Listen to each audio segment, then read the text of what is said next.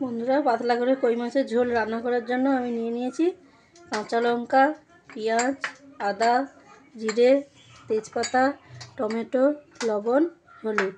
আর এদিকে কেটে নিয়েছি আলু আর ওলকপি। আপনারা তো সবাই আলু দিয়ে কই মাছের ঝোল খেয়ে দেখেছেন, একটু ওলকপি দিয়ে ঝোলটা খেয়ে দেখবেন কেমন লাগে।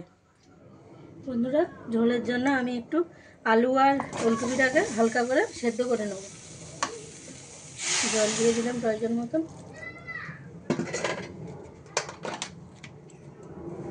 তার মধ্যে লবণ দিলাম,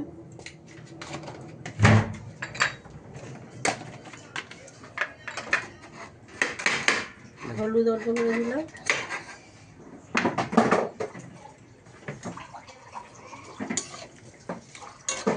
চেড়ে নিয়ে ঢাকা দিয়ে দিলাম অল্প কিছু সময়ের জন্য। আলু আর ওলকপিটা সেদ্ধ হোক, ততক্ষণে আমি মাছটার মধ্যে লবণ আর হলুদ মেখে নেব। আলুটা আমার সেদ্ধ হয়ে গেছে, এটাকে নামিয়ে নিলাম।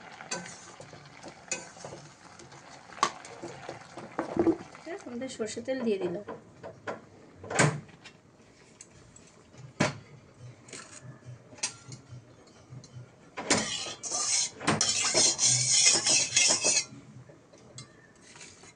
মাছটাকে ভেজে নেব।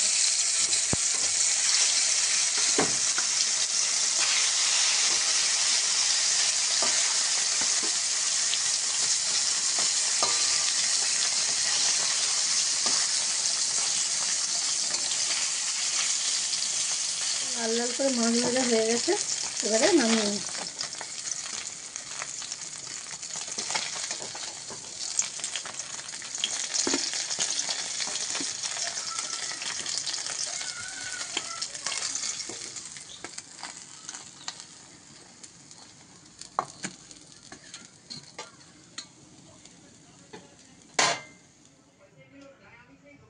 আমরা মাছ ভাজা তেলের মধ্যে আর অল্প একটু তেল দিয়ে ফোড়ন দিয়ে নিচ্ছি।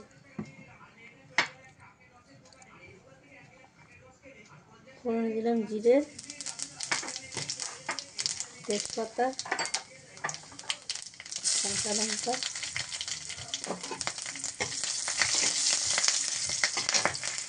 পেঁয়াজ।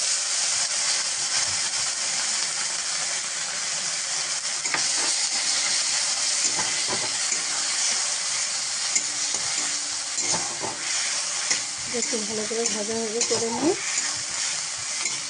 টমেটো,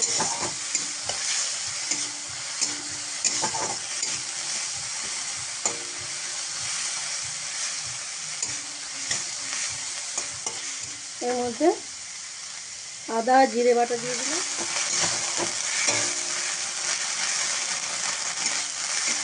হাফ চামচ হলুদ,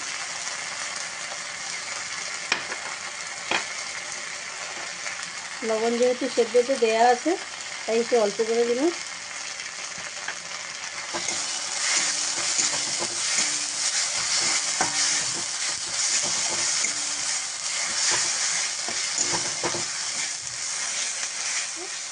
এবারে টমেটো দিয়ে দিলাম।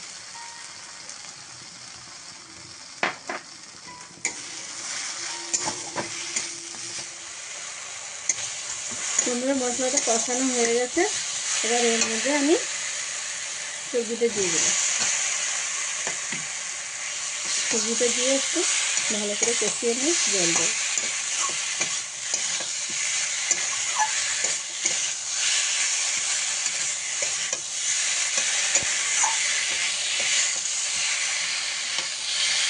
সবজিটা আমার ভালো করে ভাজা হয়ে গেছে, এর মধ্যে জল দিয়ে দিলাম।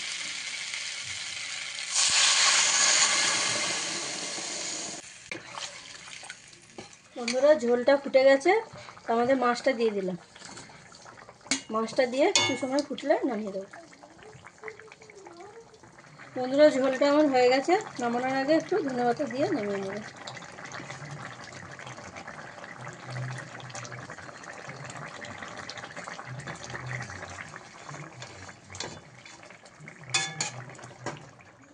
ঝোলটা হয়ে গেছে, নামিয়ে নিয়েছি। আপনারা একবার করে খেয়ে দেখুন কেমন লাগে, করে জানান।